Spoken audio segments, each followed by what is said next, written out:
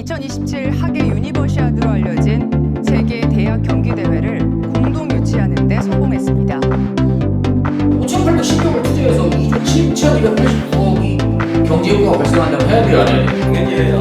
당연히 해야죠, 그렇죠? 근데 우리 맨날 왜 그래? 우리 맨날 왜 그래?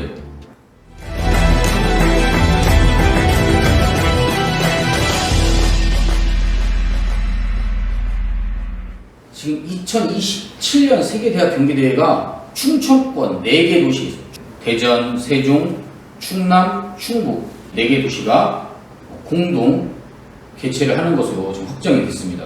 2023년부터 세계대학 경기대회로 공식적인 명칭을 변경했습니다. 17세부터 25세까지 대학생, 대학원생을 대상으로 국제대학 스포츠연맹이 주관하는 대회입니다. 올림픽 다음으로 국제종합스포츠 이벤트 중에서 큰 거예요. 2027년도 경우에 한 150개국, 참가 인원은 약 15,000명. 대회는 12일 동안 진행을 하고 18개 종목인데 15개는 필수 종목이고 3개는 선택을 하는 거예요. 왜 공동 유치를 했을까요? 이 충청권에서 메가시티를 조성하자라는 얘기를 했어요. 이렇게 공동 유치 신청에 뛰어드는 이유는 뭐냐면 메가 스포츠 이벤트를 개최를 하게 되면 흑자를 봐야 되는데 실제로 막대한 시설비가 들어가고 끝난 다음 그 유지 보수가 안 되니까 손해를 많이 본다고 그랬죠. 그래서 여기에서는 4개 시도가 분산 개최를 하겠다라고 이렇게 컨셉을 잡고 진행을 한 겁니다. 미국의 노스캐롤라이나주랑 경쟁을 했는데 나중에 최종 후보로 둘이 올라가가지고, 그런데 집행유 22명 중에서 14표를 얻어가지고 이 충청권이 유치 확정이 됐어요. 자, 대회 유치 요인이 뭐냐? 원래는 이 4개 시도가 2030년 아시안게임을 유치하려고 했었어요. 서류조차 제출하지 못하고 그냥 끝나버린.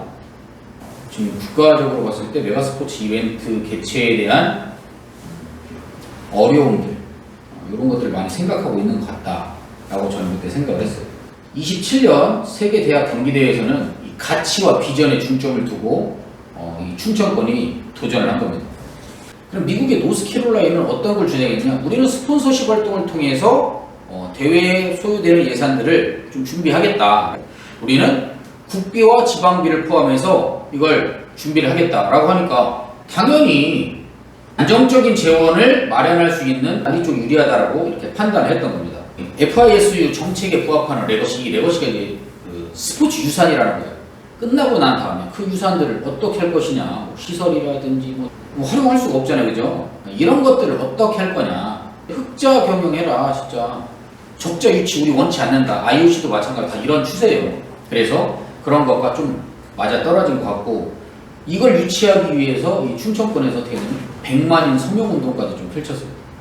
교육, 문화, IT, 기술, 환경 보전, 지속 가능성, 그리고 제가 볼 때 이게 되게 중요합니다. 저비용 고효율 대회를 강조하는 겁니다. 저비용 고효율 대회를 개최해야 적자 보지 않는 이런 것들이 지금 굉장히 중요한 요인으로 작용이 됐다. 총 사업비가 5,812억, 그 다음에 국비가 여기에 1,700억이 들어가고 지방비가 3,000억이 투입되는 거예요. 적은 금액이 아니에요. 이 중에서 시설비가 2,690억, 그리고 이걸 이제 대회를 운영하려고 하면 이제 거기에 또 다른 비용이 들어가는데 그게 3,122억. 경제 효과는 2조 7,289억. 자, 5,812억을 투자해서 2조 7,289억이 경제 효과가 발생한다면 해야 돼요, 안 해야 돼요? 당연히 해요. 당연히 해야죠, 그렇죠? 예. 근데 우리 맨날 왜 그래? 그런 경제 효과가 발생하지 못했나? 아니면 뭔가 딴 데로 샜나? 자, 취업 유발 효과는 1,499명. 가뜩이나 경기 어려운데 취업 유발 효과도 일으킬 수 있죠. 2015년에 광주 하계 유대회는 투자 대비 155%의 성과를 얻었다라고 이렇게 발표를 하고 있습니다. 자, 긍정적인 효과 뭐가 있을까요? 그 관광객 수가 증가돼서 그렇지. 지역 발전에 많은 이익을 안겨주고, 지금 현재 우리나라 그 위치적으로 보면 충청권이 중앙에 딱 위치하고 있는데, 사실은 위치한 거에 비해서 인구 밀집 지역에 사실은 위쪽 북쪽으로 좀 많이 돼 있는 게 이제 조금 중앙으로 좀 내려갈 수 있는 효과가 있지 않을까. 그렇죠. 그래서 세종특별자치시를 만들어서 그렇게 중앙정부들이 많이 내려왔지만 실제로 그렇게 하지는 않고 있잖아요. 그죠? 그렇게 안 되고 있는 거죠.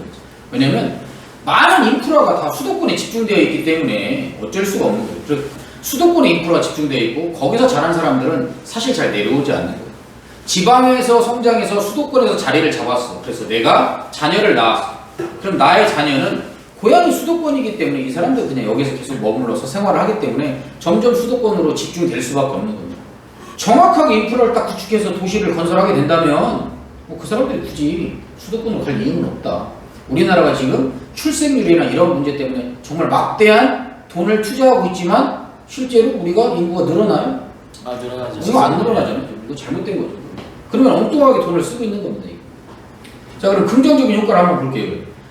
개최한 지역에 대해서 경제적 효과나 관광객이 증가할 수밖에 없어요. 왜냐면 많은 사람이 찾아올 수밖에 없대요. 그 사람이 와서 먹고 쓰고 이렇게 가기 때문에 경제적인 효과가 발생을 하고 이런 메가 스포츠 이벤트를 했기 때문에 여기에 무언가가 프로그램들이 잘 만들어진다고 하고 뭐 행사도 많이 한단 말이에요.